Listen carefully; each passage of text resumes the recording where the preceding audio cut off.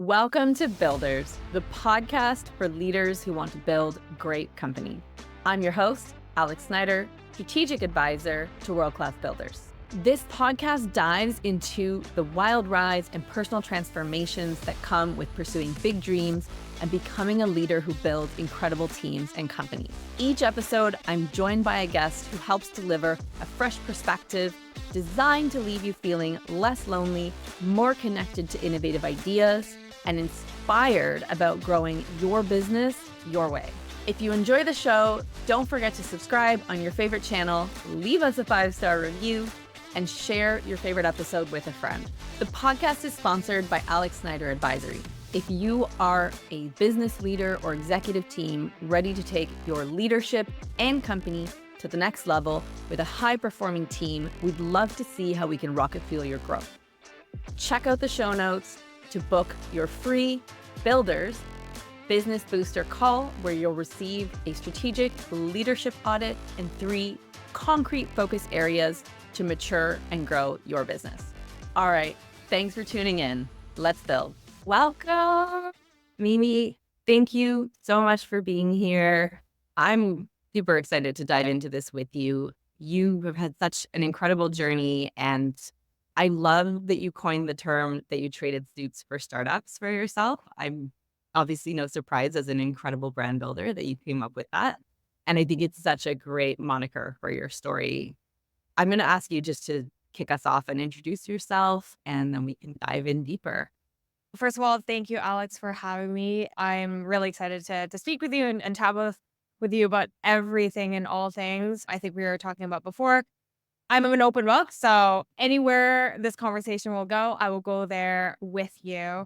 A little bit about me, where to begin? I do come from a finance background, started out in capital markets, and then transitioned into operational startup world, began in 2017 when I joined a startup and then started my own company. That's what a lot of people do know me for. I have a retail brand called Superette that operates here in Ontario and Canada in the cannabis industry.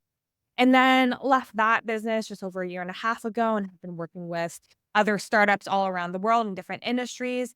And just also started my new project that really wants to shine a spotlight on the realities of business building and entrepreneurship. And so I know there's a lot there and we can dive into any little part of that, but that's me in a nutshell. I love it. That's a very full nutshell. Let's start from the beginning. There's so many places I want to take this conversation, and we have so much in common around that trajectory and our kind of desire to help founders and entrepreneurs and talk about the reality and talk about how it can be easier with support. So I love that we're both on that mission. But was venture capital and investment banking what you always thought you would do? I would say no. My dream career has really shifted. My perspective on that has really shifted throughout the years. We take it way, way back. I actually went to school wanting to take music. So I grew up playing piano. I wanted to be a musician. My dream job growing up was to join a traveling orchestra. That's what I wanted to do. Music was Wow. a part of my life. But then I fell into a program, like a general business program that allowed me to travel. And it was through that I started learning more about finance and economics, macroeconomic trends, understanding companies. And I think as someone who just innately is curious and wants to understand things, I fell in love with the finance world. And so literally in the middle of my university degree, I was like, you know what? I'm going to do finance. I want to be an investment bank. Unfortunately, the school that I went to isn't necessarily feeder school for capital markets. And once you're in that world, you quickly realize that certain schools position you to be placed into jobs right out of school. And my school was not one of those for that type of job. So needless to say, applied my ass off during third and fourth year, missed all the deadlines, didn't get callbacks. I now understand why, but at that time, very discouraging. So didn't get what I thought would be my dream job coming out of school, which was being in investment banking. And so instead, being based out here in Canada, in Ottawa, I looked towards the startup scene because Shopify started here, is based here. There is quite a vibrant startup tech ecosystem here in Ottawa. And there was a seed stage venture capital fund that was just starting out And through my relationships with the school and relationship, like friend of a friend, connection, second degree connection, I ended up getting an internship with a venture capital firm called Mistral Venture Partners, which I believe was in their third fund right now. But I was right there early days during their first fund, really primarily focused on seed stage tech companies. And so was working with that, and all throughout was continuing to apply to investment banking jobs because, again, that was my dream at the time. And so after 8 months, secured myself a job and was just hitting the ground running from that standpoint. I was doing M&A in the mining industry. This was back in 2015. So the industry was actually quite healthy at the time. So there was a lot of deal making. I remember going in, everyone kept saying, well, if you're in investment banking, if you get to announce and close one deal within a 12-month period, that's a pretty good hit rate. It's generally pretty good. I remember within the first month of me being there, was already in a live deal, but I don't know, however months in, there were multiple deals and they were already starting to close. That was just how busy it was. So jumped in the deep end really quickly. Also really quickly learned that banking was not for me. Naive Mimi heading in was, I'm going to be the youngest MD at this firm. I was at an international bank, so a Macquarie, an Australian-based bank. One of the reasons why I chose it was because they do have that international presence, and I love traveling so much. And so I was like, I'm going to travel the world working with this bank, be the youngest MD. That was like my fake, dream heading in. And then I think within a few months in, I was like, this is not for me. One, from the lifestyle aspect, I had moved to a new city, but did not have the opportunity to see or experience any of that. And that kind of killed my soul. I, at that time, was also dating and never saw my boyfriend. Like, I was the non-existent girlfriend. I was like, this is not sustainable. This is not fun. I think what also really bothered me was having just been in venture capital, and my days at that time was seeing these entrepreneurs solving problems. They were like getting their hands dirty. They were solving problems in a very tangible way. And when you're in an advisory role, I'm sitting behind the screen. I have my Excel spreadsheets. I'm turning that data where I'm just toggling some assumptions and putting them into nice charts and PowerPoint and then presenting to the board. There is a place for that. I have a huge amount of respect and a huge amount of understanding of that given my background. But I also felt a bit disconnected from the company. I'm like, who am I? Like 20-something-year-old sitting in my chair on Excel, advising these companies on like major transactions. And I'm like, what happens to the team? What happens to the project that they're working on? How do you actually make this happen? What does integration look like? Because like in investment banking, most of the time you do your analysis, you get it to announcement, and then you're hands off. Sure, you'll track like the stock price and how it trades and like strategically, what is the street saying? But what actually happens at the company, you're outside of that. And then the second part that didn't sit well with me was because I was day in, day out working in the mining industry. As a bit of an environmentalist, learning through the impact that industry has is just something that didn't resonate with me. And so that's what really moved the needle in terms of my desire of leaving capital markets and trying something different. So back to your initial question, did I always want to be in banking? No. Did I think I was going to stay in banking? Maybe at the beginning, but very quickly learned that wasn't for me. I just love from that story, and I actually forgot that you had also been in mining and M&A. Like, it is intense. But what I love from that story is you don't always know what your path is. You don't always get the feeder school thing is actually really important. I don't think a lot of people know that certain schools are more tied to certain industries and they have the connections to get you in the door. I also like the first time I really understood that is on the concept of a bank, or in a lot of firms as well, they have summers where you have students that might be in like their second or third year work for that firm for the period of the summer. And if they prove themselves, they get automatically hired when they graduate. And so I still remember when I was at the bank, the first time we were hiring summers, HR would come to our team and basically drop resumes. And they were like, one day we're spending at Queens, one day we're spending at Ivy, one day we're spending assessing the Toronto schools. Any other resume, we're not looking at all. And like when that conversation happened, oh, no wonder I didn't get an interview. Like, that's no wonder. I went through the same thing. I mean, I went to McGill, which is lauded as like the best in Canada in terms of like international blah, blah, blah. But when it came down to it, they were like, we're not actually that well positioned to get you through that first gate in iBanking or strategy consulting, which are like, basically, they were like, you've chosen one of the two most difficult industries. And I basically got told to spend more energy on a plan B, which I think I'm a bit like you, like that galvanized me to be like, a what? And I also happened to be looking during the housing crisis, like coming out of the housing crisis, where people from the year before still didn't have jobs. But I think that's a really great thing to highlight. And also that you found a way around, you went into venture capital, which probably was serendipitous because it gave you this like peephole into entrepreneurship and like what really appealed and a ton of financial knowledge and skills. And iBanking, you did the thing like me, you were like, in some ways I love this, in other ways, no. So I guess you've talked about what your experience was like. When and why did you make the leap? And what was the hardest part? Making that leap from the bank, honestly, it wasn't hard at all. It was easy. It was one of those decisions where when I'm definitely someone that's like the larger the decision, maybe it's when you listen to your gut. It's like the harder the decision, the bigger the impact the decision, the easier it is for me. You give me a restaurant menu and I can stare at it for like hours and not decide what I want. But you But like, tell me a trip, a job, a new like project, easy. Like when I know. I think there's a funny story with me leaving as well. Is hopefully no one at the bank is listening. But like what happened was I already knew that I wanted to leave. And so I ended up going up to my MD and asking them if I can go over to Johannesburg because I'd been working with some large mining deals with the Johannesburg team, and I was like, because I was this rising analyst, I was like, hey, for my professional development within this firm, can I go to Johannesburg, meet the team there, and work with them in person, and then take a vacation on the back of it? And they were like, sure, you do you. And so I did that, and then came back and quit because I had secured my next role and next job.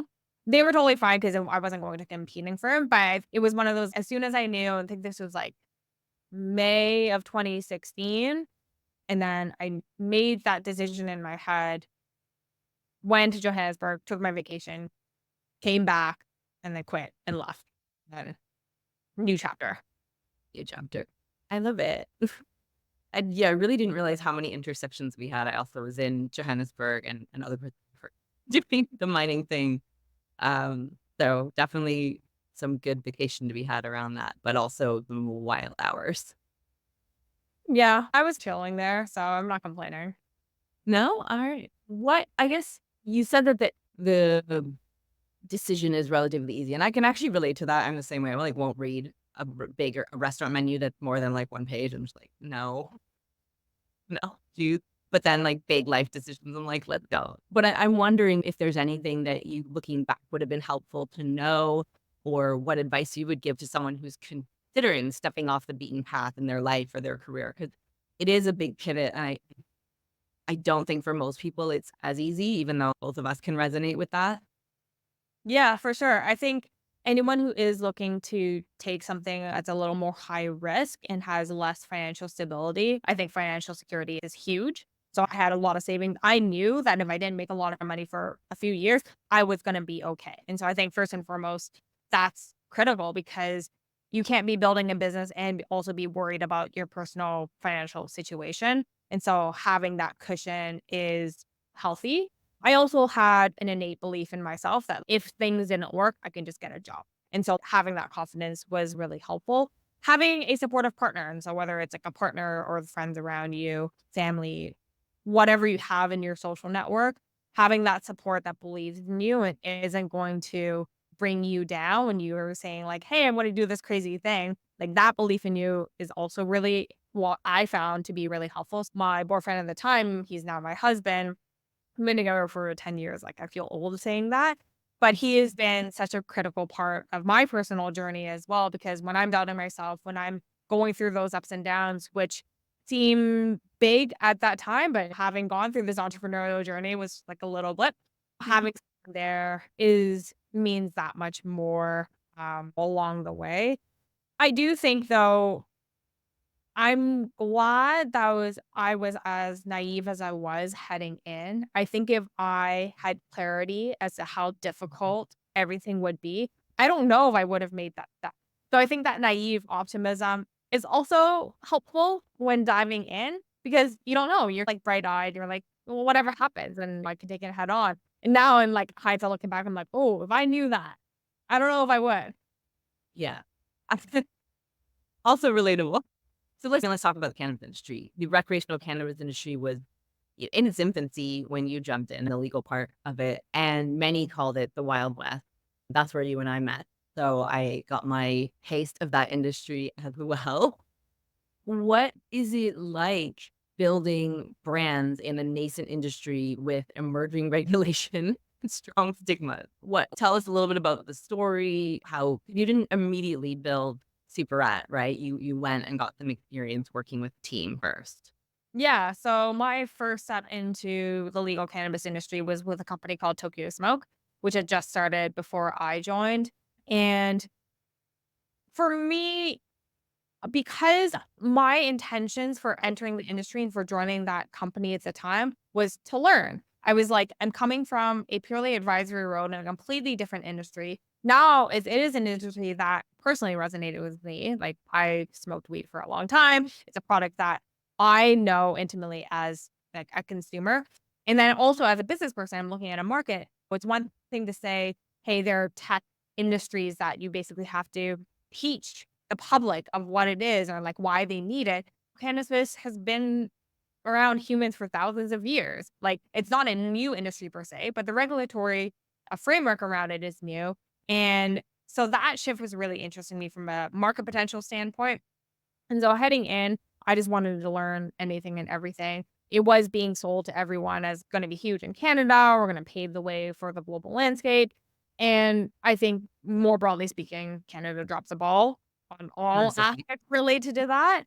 But when I first joined Tokyo Smoke, it was like, I want to learn. And so I joined as corporate development. So I did play a lot of the corporate development roles, which is primarily things like fundraising, mergers, acquisitions, partnerships. So I was overseeing all of that as like a one-person team. And I also took that opportunity to learn other parts of the business. So it was like the marketing team needed help, the retail team needed help, anyone needed help. I was there and I raised my hand because I just wanted to learn. I wanted to learn operationally how things would work. It was really fascinating to me to dive a little deeper as to if there's one big strategic decision that's made, how does that actually filter throughout the organization? How do you approach it from the ground up to implement that strategy? And how does that impact every single person, every single function to ultimately lead towards that goal?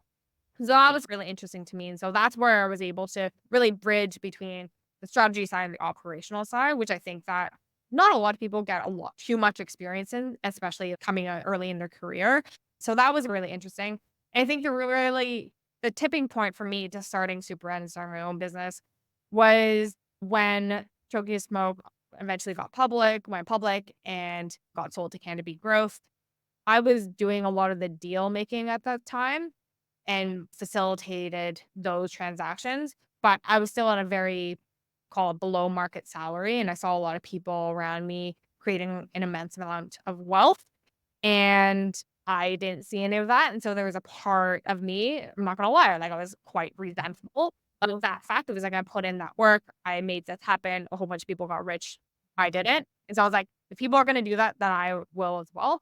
And so back in the heyday of capital markets for the cannabis industry, everyone was, making crazy amounts of money, raising a lot of money. And I was like, you know what? I'm gonna try this. And I don't think I ever thought I would be an entrepreneur. That's something I've always admired from the sidelines, but I never thought I would take that on. And so it was the summer of 2018. That's when I decided, as soon as Cannabis Growth closed the acquisition of Tokyo Smoke, I, with my co-founder who I met at Tokyo Smoke, decided to start Superette.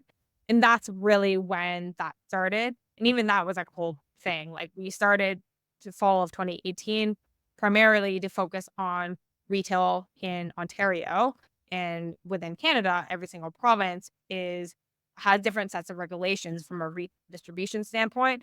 And as soon as we started, as soon as we raised money, the regulations changed and completely flipped on us and became that decision of, do we keep going? Do we give it a shot? Or do we just like turn everyone monies and walk away?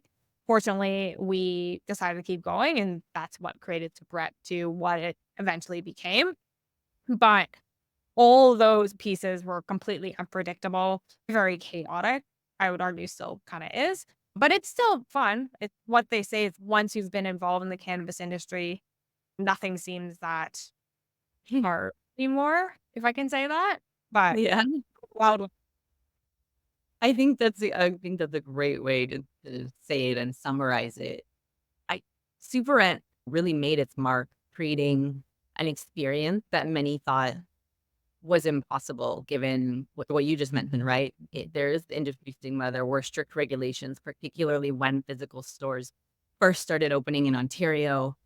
I'm curious, you talked about strategy to operations, everything you had learned. How did you guys align on the brand strategy? Superette was very different. And I guess, did it feel like a gamble? I would say no. So we knew right off the bat that because of how strict the regulatory environment was with regards to branding and marketing and advertising, that everyone was going to play it safe. And if you dial it back, like when you looked broadly across the landscape, especially legal entities, there are a lot of companies that are coming out with called bad cannabis puns as like their branding and their brand names. And I think it was cheeky and it was cute in its own kind of way. And there were also a lot of people who they wanted to bring a more modern approach and so lean into neutros. And so we knew that if we took a completely different angle and different perspective, then we could stand out. If everyone plays within the sandbox, then it actually makes it a little easier to stand out if you do something slightly different. And so we lean on colors and imagery and even the tonality of the entire brand voice. That was really important to us. And so the retail experience itself became a manifestation of our ideals of what a cannabis brand could be. Is it we saw think back, and again, like the landscape has changed quite a bit over the last few years, but taking a step back 5, 6 years ago, it did look quite different. And even at that time, when you went to what they would call like the cannabis mecca of California, even that wasn't super inspirational for us. And so there was one element, one, building a retail experience that could be spoken in the same breath as traditional retail brands and retail experiences. And then two, being able to create something that could stand alone in its brand identity. And so it was actually really fun being able to create that throughout the years. I think what also really helped was because our inspiration were traditional retail concepts. If you think about even our store designs and like the imagery, diners, delis, things that us in society have interacted with on a more traditional level day in, day out for years. Mm. Because that was our inspiration, our visual language had so much more to grow into.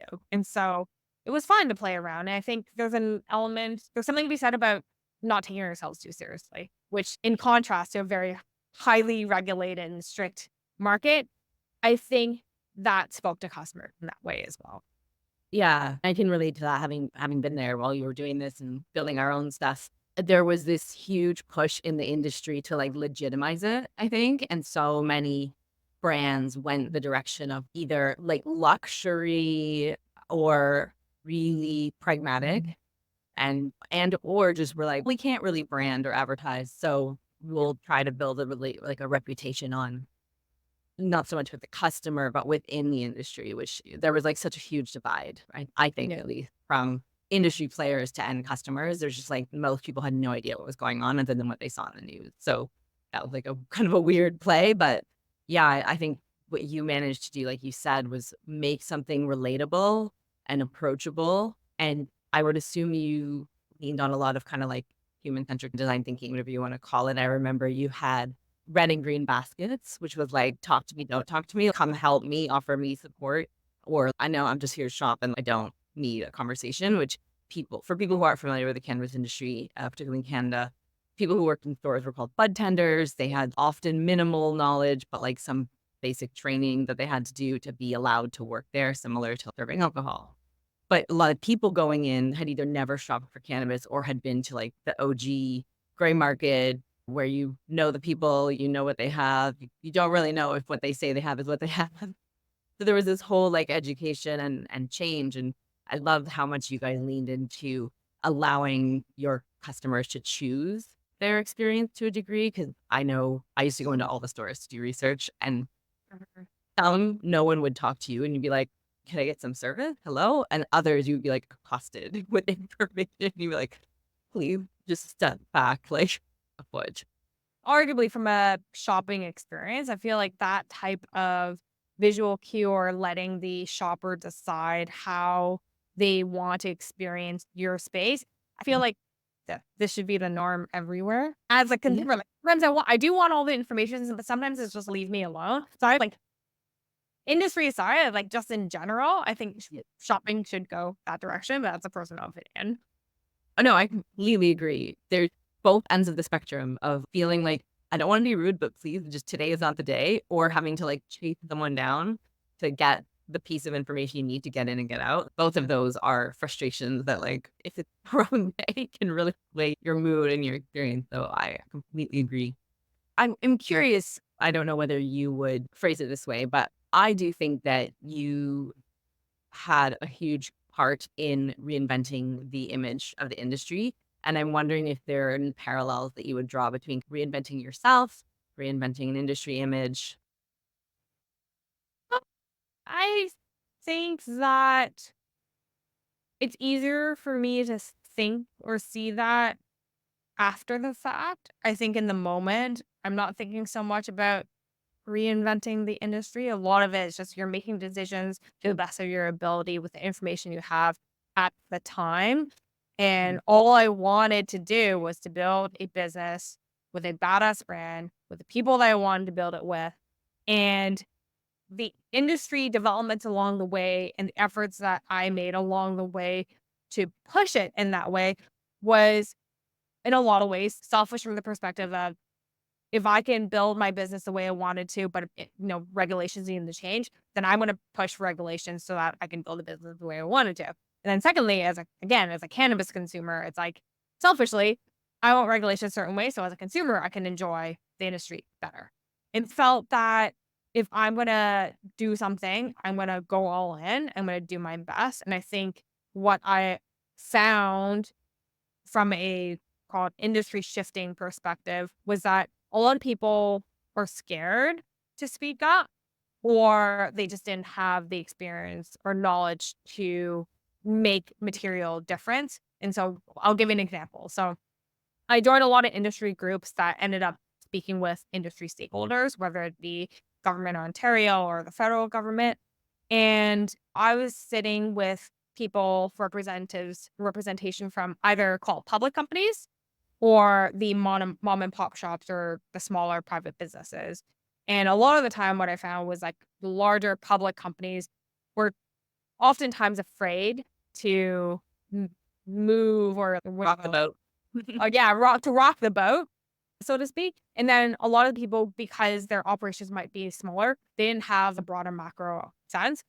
Because I was dealing with so many different partners, because we had a certain amount of scale, because I was talking to industry stakeholders already in my day to day, I was able to bring a different level of perspective, and I wasn't afraid to share it. I wasn't afraid to rock the boat, and so I'm really proud of the work that I was able to do in that sense, and the relationships I built from that. But I think in the moment, I wasn't really thinking about that. I think for myself as well, in terms of the shift that I've made for myself, a lot of that is intentional. I think a lot of that's also driven by I don't want to be put in a box. And so I remember like when I was in banking, during that time, I was always put in the finance box. So even when I was out of the bank, everyone still was referring, "That's the finest girl, that's the numbers girl." I'm like, "I don't wanna be in that box." And then having been a few years in the cannabis industry and building Superette, now everyone's, "Oh, that's the cannabis lady, that's the cannabis girl." I'm like, "No, that does not define who I am." And so it just becomes like an innate desire of, I am not just this one piece that you saw or you saw me from or you met me in through that lens. Like, I am more than just that. And so it's more of like internal work of who do I actually want to be? And that can change as well. And it's what they always say about the seasons of life. And right now I'm in a new chapter and that gets me really excited. I think I also get really bored. So If you told me that I had to have one job for the rest of my life doing the same thing, I don't know if I would survive. Yeah, Realistic. very much so like visionary entrepreneur, right? Shiny object syndrome, the need for the new, the ideas. I think that's such a superpower. And to your point, like it comes with, yeah, the need for reinvention and new adventures and surrounding yourself with the right people as well. Definitely. We were talking about building a brand in such a wild time and context, but underneath that, and you've alluded to this, is building from an idea to a successful organization, right? A profitable business. I know there's the term 0 to 1, which I think is from Peter Thiel's book, right? I'm wondering if you can explain either the process or even just your own experience for those who are unfamiliar. What does it take to build a business, particularly a funded business? So the 0 to 1 journey looks very different for everyone, depending on who you are as a person, depending on the type of business that you're building, and depending on the industry that you're building. I think, for example, something like in retail or something that is very tangible, what you need to do is whatever you need to do. It's if it's picking up a phone and like talking to a landlord, if it's talking to customers, is it finding a partner to create a piece of merch? Like you just have to do whatever it takes. I think a lot of people get stuck in the idea phase and not taking action. I think we always go through that, the term is analysis paralysis. Is like you can do all the research in the world. You can do all the research, you can do all of the analysis, but unless you take that first step to reality and what you are doing in the real physical world, they're just idea. So once you take that first step, like that's where it begins. What I will say is like in contrast, like I was literally just talking to one of my entrepreneur friends who runs a tech startup, and she had to go through a lot more analysis before writing that first line of code. And so that's a very different industry and like a different decision making process needs to occur before that happens. So for any entrepreneurs out there who is looking to go from that 0 to 1, I would say take what practical steps needs to happen to actually get a little bit closer to the product that you're building, to the customers that you're trying to build towards. And I would always say get feedback. Like take a little baby step. Like first of all, big picture, break it down into little steps. Little step, get feedback. Iterate, learn, get feedback. If you don't take those baby steps, it's really difficult to eventually get to that big goal that you're working toward. Yeah, I think the breaking it down and just one step at a time and the feedback, of course, is so valuable. And yeah, it happens to people at all levels as well, right? Even once you have a large, successful business or scalable business, you want to take the next step. It's the whole thing over again. It's just you've done it before, but a lot of the same challenges that at least that I see with my clients and also my own experience. We've talked about this in the past when you and I have caught up. How different do you think the reality of entrepreneurship and startup world is from how it's often portrayed or the expectations? You mentioned, had I known what I was in for, I might not have gone for it. Can you elaborate on that a little bit? Yeah, my personal experience is that I think maybe other entrepreneurs heading in as a first time founder heading in might see it as well as what you see online and the stories that you hear oftentimes are a very small sliver of that reality. And so you don't actually know the 98% of the work of the boring stuff that goes in, or even like the pivot along the way. Maybe you might hear of one big mess up or one big thing that happened or one big controversy, but like the daily grind and the daily fires that you have to put out, most of the time you don't really hear about that. And so startup world and entrepreneurship is often glamorized and we all look towards those idealistic paths of building that unicorn or building this really easy flowing business. And I think even now it's arguably even more dangerous on social media because there is an influx of people who are just like, don't do your 9 to 5. Everyone could be an entrepreneur. And they make it seem so easy because, it's great for the algorithm. I think that's the type of content that everyone can interact with and be like, yeah, I can do that. Which, there is reality. And like, I think, for that to be inspiration and motivation for people to take a little bit more risk on themselves, I think is really great. But on the flip side of that, most of the time it's a lot harder than you think. And so back to when I said, if I knew what I know heading like into it, what I know now heading into entrepreneurship, I, as a naturally quite a risk averse person, I would say, I don't know. I would have been like, no, that's too much risk for me. That's too much stress. But now, like through my experiences, I've normalized it for myself. I've normalized that risk. I've normalized those challenges. So it's all fine. I think that's another thing is as an entrepreneur, you really build up the muscle of one, decision making, and two, taking rejection, and three, just having to deal with the unexpected.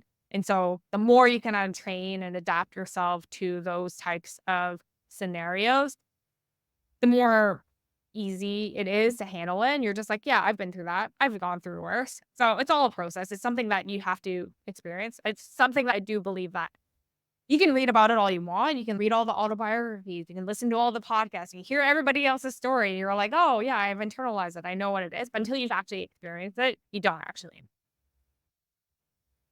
Is there something you think that should be talked about more or normalized that would help ease people's transition or help people filter whether the experience is right for them?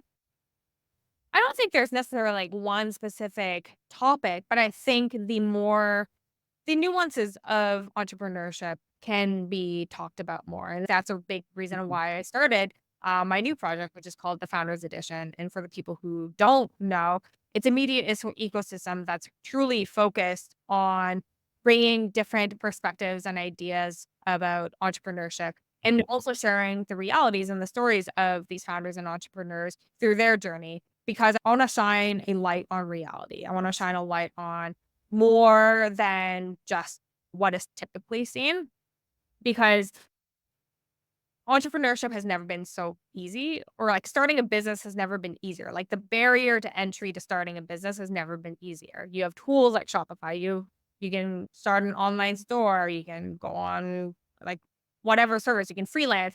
There's so many ways that you can actually conceptualize and start and operationalize a business.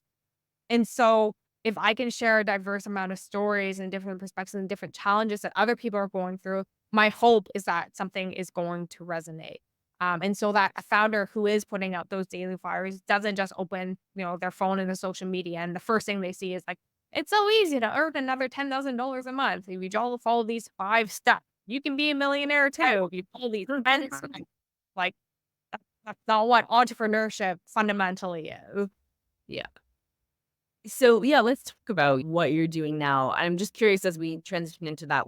When did you decide to step away from a operational leadership role in Superette and make this next venture? Yeah, so I left Superette Q1 of 2022. So it's just over a year and a half ago. Currently, it's end of October 2023. And when I stepped away, at first I was like, you know what? I feel completely burned out as a founder. All I wanted to do was travel, take a break. But as someone who's hardwired to do and be doing things and a bit of a busybody, what I ended up doing was starting to advise other startups. What we saw was that over the pandemic, there are a lot of people who, whether it be having more time working remotely to focus on their passion projects and creating business out of them, or people who were going through that, I forget what the term is now, when everyone was just quitting, the quiet quitting phase where everyone was quitting and like doing their own thing and creating their own life on their own terms. Like there was a big push for that. And so there an influx of businesses being started there. And then also there was a lot of startups that have began with a product or a developer person or founder, but didn't necessarily have the business know-how to scale up or to grow it or to take it to the next phase. So I found myself in a position where I was working and advising on these startups, which I love. I absolutely love. I was being able to work on different industries and interact with companies at different stages, which was great. But I think it was beginning of this calendar year, beginning of 2023, back to me being bored, I was like, initially when I was doing this, I was like, I can do this all the time. I can make my own schedule. I can say like, hi, I'm on vacation. I can turn off. But now that I've been a founder, all I want to do is build. So I was really missing the building phase. So, like, oh, what do I want to build? And even at that time when I had that idea, I didn't know what that would look like. All I knew was that my last business was brick and mortar retail, physical, very capital intensive, needed a lot of people to help run. I was like, what's the opposite of that? Digital was basically the complete opposite. I can do it completely online, anywhere, without a lot of people. I'm like, okay, great. I need digital. And then I was trying to find inspiration of what I wanted to do. And that's when I was looking online and was seeing a very limited view of entrepreneurship. I'm like, you know what? This is something I'm really passionate about. I'll just give it a shot. And that's really what inspired the Founders Edition. And so even that, since when I decided to where it is today, that's shifted many ways. That's part of the process. I really get the sense that you're letting your curiosity and passion lead you these days, which I think is phenomenal. And it seems like you're on fire. You've spoken to being a busybody and things like that. I'm just curious if you have some insight to what fueled your drive, because I've also been in the kind of burnt out founder post. I was an exit rather than stepping away, but it's hard to come back from that. And it seems like you have rebounded really well. I know we've spoken, you've had your own challenges, but I'm curious what kind of drives you to just go out and do the thing and pick up the next idea and give it a try. Yeah. So even the people who see me are like, it's very odd right now because we don't connect as humans between each other like we normally do. We see posts on social media and we have an idea of who that person is and what they are going through in their life. But again, that's only a snapshot. And so even in you saying, "Oh, I've rebounded really well," what you haven't seen is probably 8 to 10 months of a really dark period in my life. Whereas I might feel like I'm very passionate, I'm like, can do anything right now, and I certainly am in a great spot. This time last year, not a great spot. I lost a lot of confidence in myself. I lost a lot of relationships, and it hurt. And I didn't know if I could make that next step forward. There was a long period where I had no idea if I would feel like myself again. And so that was many months. If you look at my socials, it doesn't look like that. It goes from like one travel picture to another travel picture. It looks great. Everything looks fine. But the people who know me, the people who are around me would say differently.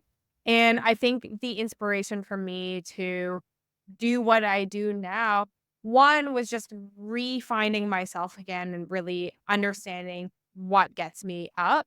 And so as an entrepreneur, one thing what I'll always say is if you're thinking of starting a company, if you're thinking of starting a project and going all in on it, you have to be passionate about it because when things get tough, when things don't go the way you want to, the only thing you have is a passion and motivation to keep going. Or else you're gonna be like, why am I even doing this? And it's a lot easier for you to step away.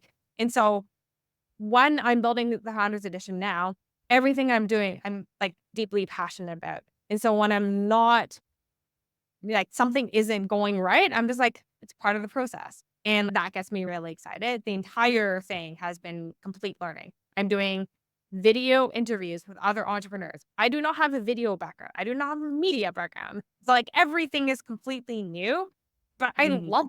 I love learning about it. And am I annoyed that like certain things are taking longer than they should? Probably, but that's also part of it. Yeah. I just want to thank you for sharing that because I think that it's a really important point. And to exactly what you said, I had that same experience. People are like, you look like you're doing amazing. Congratulations. Da, da, da." It's such a reminder that anything we see, and it's not just Instagram, like anything we see is a snapshot, right? And anyone who is going through a transition now, if you are listening to this, I hope that this resonates because man, did I go through like a rough transition. And I've actually would say I've been through that twice. I had a slightly different way when I left corporate. I'd been in there longer, did a decade in the consulting world, took the time without having somewhere to go, gave myself a budget and just tried to explore. But it was a really hard transition and I really came out the other side, did the startup thing for a few years and then built this business while I was transitioning as I had a role as a buyer. But when I actually finally stepped away and there was like a bit of a vacuum of nobody was relying on me, like I hit a really hard wall. and had probably about, it's funny, about the same timeline, about 9 months of Mhm. just log. And It then needs time for us to process. Like as human beings, like when we go through big events or traumatic events, it takes time. And I think it's nice to it's nice to think that we can ignore it and just move on, but we're not robots. And so that time I think is necessary for that healing process. And I feel like if you don't do that at the beginning, it's gonna come out eventually anyway. which is basically what happened to me. I was like, having fun, just gonna keep going, and was like, why is it so hard? And then eventually had to surrender to it. And then to your point, found something that felt really meaningful, really like important and passionate, and was like, okay. And it was something that I was like, I don't see that I'm going to be making money off this, but it is something that like fueled me. And that kicked off towards the end of last year, just under a year ago. And that has, this year has been an incredibly different experience. Has it still had hard times to your point? Have there been moments of like self doubt? Absolutely. But it feels like a much more upward trajectory as opposed to what was just like fighting the tide and then eventually having to come to it for a little while. So Yeah. I just wanted to say thank you and highlight that. You and I are both about the nitty gritty, the real, and I always want to be really transparent on these episodes. So back to what you were saying though, you have made quite the splash with your new channel. You have the podcast, you're putting out LinkedIn and Instagram content around that, but you are also undertaking learning content creation from a bunch of different angles. I'm not even in that phase and I love watching. And I know gathered followers pretty rapidly, and that probably has created some pressure. But can you speak about that and maybe just what it's been like stepping into content creation and social media so boldly, particularly after a period of kind of being offline? It's been weird, if I'm being honest, because I'm not naturally an extroverted person, so I find it really difficult to put myself out there. I find it really scary. I'm always worried about, and this is not, I know that is not unique to me, but like I worry too much probably about what people think. So the idea of putting myself out there really freaked me out. But it goes back to my why and my purpose of creating a platform for these real stories. And so I have this thing where anything that I do has to be a certain level of quality or else I'm not going to put it out. And so when I first started at the Founders Edition, I knew that I wanted to do high quality video conversation that I can put on YouTube and then extract to other different platforms. That was my goal from the get go. And high quality video is really difficult to do. And as someone who hasn't had any experience, it's been so much learning. It's like you're thinking about not just coordinating the actual conversation, the logistics of being in person with that person, because I think the virtual element and even something like this is really great and it's a lot lighter touch. I wanted an in person experience with my guests. And so figuring out that and coordinating it, but then it's 2 camera setup with all the lights and the stands and the gears and all that, have to learn. And so you get into like even the littlest things like memory card. Like you don't even think about stuff like that or like batteries. You don't think about the little things that support just the what you're trying to do. And so learning that piece, that's been a lot of fun. I feel personally rewarded in the conversations and the types of conversations I've been able to have with people. But I think what I think you might, I know so I've been sharing with you is because the video and content creation world has been so new, my husband has been helping me with that. Like I don't have any employees right now. It's just me. But my partner helps me with that because sometimes it's just difficult to be just one person in managing all this gear. This is new for him as well, and so we figured that we would take people on our content creation journey and our learnings, and so we started like a personal, like a fun channel. Started it like in the summer, and basically last month it like completely blew up, and so now the channel, the personal, the fun channel that's not the Founders Edition, that's become like another project that's taken up a lot more time and energy than we thought because now there's pressure. Now there are eyeballs, and it's like, what do we want to do with that audience? So it's like a fun place to be in. But all of that to say, content creation is a very odd world if you haven't been in it, and we're still learning and things change all the time. And everyone's always, this is best practice. You should do this. And I'm still trying to figure all of it out, if I'm being honest.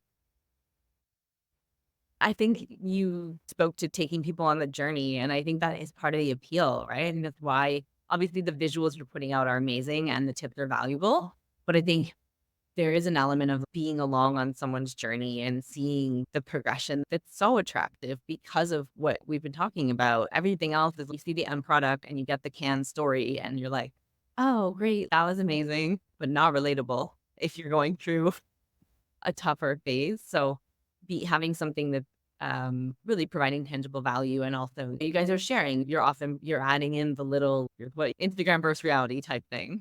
And I think that's so incredible.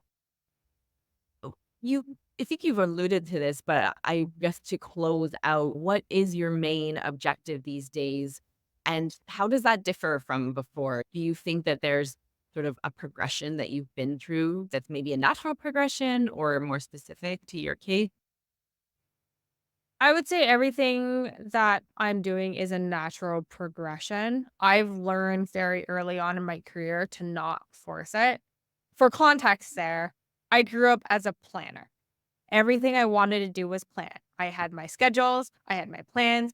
Things had to go according to plan, or else I would be angry. It would not be a good day if things did not look exactly the way I thought it would be. And then I became an entrepreneur and I started traveling. I would say travel has had a very big impact on me as a person, but it really opened up your eyes as to appreciating the moment, going with the flow, and doing the things that speak to you. Not just what you think might speak to you, but what actually speaks to you in the moment. I think oftentimes when we're in the middle of it, we forget that to just listen to what ourselves, what we're saying. We forget to listen to ourselves. We forget to listen to the environment. And so right now, I'm on the journey wherever it takes me. I continuously revisit. Am I still enjoying this? Why am I still doing this? Who is this impacting? What is the impact that I want to make in the future? And I will always keep coming back to that. And I will always know that one day I might wake up and be like, this is not it anymore. And I'm okay with I love that. I have a few fun wrap up questions just to help people get to know you before we sign off. You are welcome to pass on any of them if it doesn't strike you in the moment, just meant to be kind of rapid fire. Is there an experience that changed your life? every experience. What I would say, like one pivotal experience was going on exchange in university. I literally Mm. became a different person. I spent 1 year in Southeast Asia, backpacking in Southeast Asia. I never traveled before that. I came back fundamentally a different person. I love that. What does strategy mean to you? Mm. Strategy to me means directing your future. And so sometimes that could look like blue sky, dreaming, completely wild plans to something that's just different from your current state. So you can have a strategy for your life, you can have a strategy for your financials, you can have a strategy for your business, but it's what you're working towards and dictating the direction that you're going. I like it. Is there a book that you read at some point that changed your perspective on something? 0 to 1. I think that was literally one of the first entrepreneurship books. Probably read it in like second or third year university. And it's one of those books where I think the first time I read it didn't have necessarily an appreciation or the experience to care with it. But it's a good book to read as well. And be like, oh, yeah, that was a good takeaway. I think we all have those books we like to reread every few years, like a new perspective. And last question, if you could go to any concert tomorrow, touring or not, dead or alive, what or who would that be? Oh, that's a good one. That's so hard. Oh, this might be completely random, but I really want to see Childish Gambino. No, I love that. Yeah. Yeah, I was thinking like, good show. probably one of the top 10 people I'm like, I just want to meet and hang out and see you perform. But Absolutely. Amy, thank you so much. This has been an absolute pleasure. Is there anything you want to leave listeners with before we wrap up? Sure. If you haven't already check out the Founders Edition, the founders dot edition. One thing I realized, this was a branding, I'm not going to say mistake, but something to be wary of. NVIDIA, which is like a company, they have some product where they call the Founders Edition. So for SEO, it's a little difficult. So also shows the founders dot edition. It's video interviews with other entrepreneurs. It's a newsletter. It's all social, and I'm just beginning. So I'm really excited to see where this goes. And Alex, this has been so much fun. Thank you for having me. Thanks for tuning in. Our goal is to create connections and inspire conversations about building great companies. So please subscribe, rate, review, and share this podcast with your network. Sharing is caring.